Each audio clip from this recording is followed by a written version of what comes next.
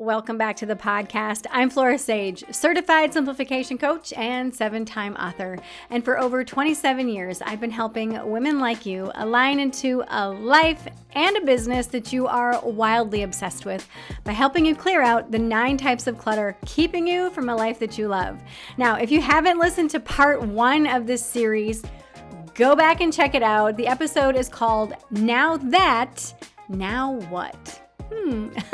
Now, in that episode, we talked about what happens when it feels like that you're behind in life and how to use your want list to clear out mental clutter and emotional clutter and to really help you to reconnect with what matters most. But today, we're going a little bit deeper because now we're talking about what happens when you've already gotten everything that you said that you wanted. So I recently had a conversation with someone who shared with me that he had come into a large sum of money and that he would be getting this X amount every single month for the rest of his life. And I asked him, I was like, oh my gosh. So now that working is an option for you, now what? Like, what are your plans? And he was kind of stumped. He's like, oh shit, I have no idea. So a few days later, we connected again and he said to me, he's like, that question's been really messing with me. It kind of took the wind out of my sails. And knowing that I don't have to work anymore, I can if I want to, but like, what's the point of personal development? If I'm not doing it for my job, why should I do it at all? And I was like, oh my gosh, I have to do a part 2 of this because he literally got what he wanted. And now the chase is over. So that's my question to you. When the chase is over and you no longer have to hustle or strive or prove to yourself that you can do it or prove to somebody else that you can do it, often this leaves us feeling untethered. And this is the part that no one prepares you for. It's when that external pressure goes away and all that's left is you. All that's left is you. And if you've always tied your growth to survival or to the hustle or to proving yourself, and if self-improvement was always about the earning or the achieving or the accolades, then who are you when there's nothing left to prove? When the pressure lifts and that external expectation goes quiet, you're left staring at the blank page of your life. This is big. And this is something that life doesn't prepare you for. So that void that all of a sudden was being filled with hustle and personal development and proving yourself now is just there. And it starts to echo louder and louder and louder in your life. Think about the following questions. What do you enjoy simply because it lights you up? What makes you truly come alive when there's no ROI attached to it? What would you do with your time if time and money were no longer excuses? These questions seem simple, but they're anything but easy. I'm telling you. Most people are hiding behind the I can't. I can't because I don't have time. I can't because I don't have the money. I can't because I have a dog. I can't because I have pets. I can't because I have kids. I can't because of whatever. What if all of those excuses disappeared? What if there was nothing getting in your way? What if you had all the time in the world? What if you had all the money in the world? What if your responsibilities were taken care of? What if you could bring your kids with? What if you could bring your pets with? What if you had a full-time pet sitter that you could go do whatever? What if there were no excuses? What if there was nothing in your way? Now that you have everything you thought you needed in order to be happy, now that you have that, now what?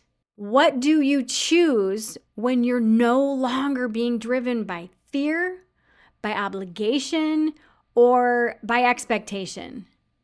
This is what decluttering at those deepest levels reveals and what it's all about. It's not just your home that you're decluttering. It's not just your calendar that you're decluttering, But it's that internal noise. It's that mental clutter. It's the emotional weight, that spiritual confusion.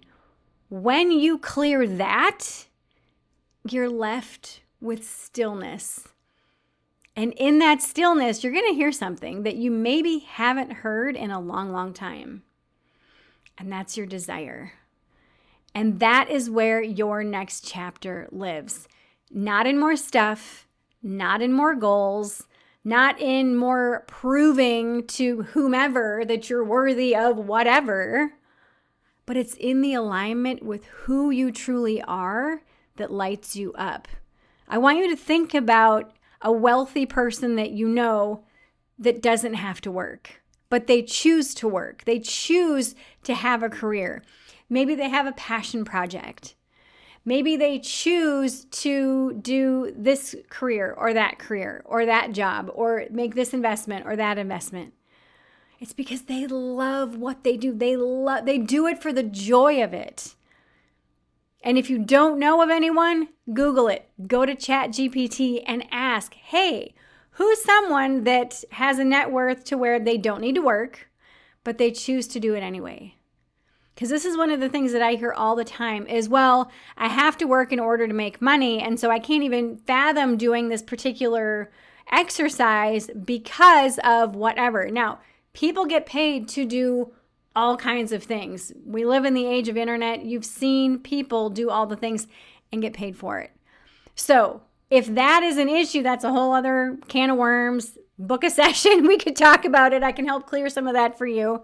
But allowing yourself to look at, okay, now that I have all of this, now what? You know, one of the things that I mentioned to that gentleman that I spoke with is because he was just like, well, now that I don't have to do all these things, why should I still do personal development if I don't need to do it for my job or do it for this or that? Or I'm like, do it for yourself. And he was like, myself? I was like, yeah.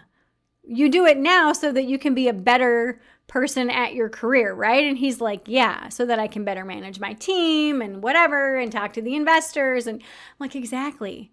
So what about just doing it for yourself? What would that look like for you if you just did personal development for yourself instead of for everybody else? And he was like, oh shit, that changes the ball game. I'm like, exactly. And he's like, actually, that sounds like a lot more fun than what I've been doing. And I said, exactly. Exactly.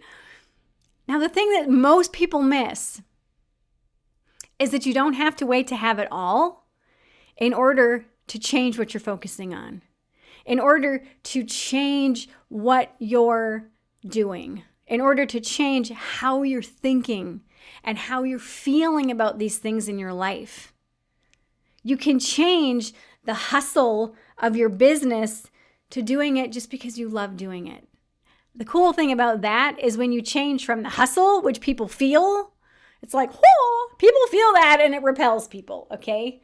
Your business should feel like cat food that you just popped open. Your perfect clients, you don't have to chase. You literally have to say, hey, this is what I'm doing. And you pop that can of cat food open.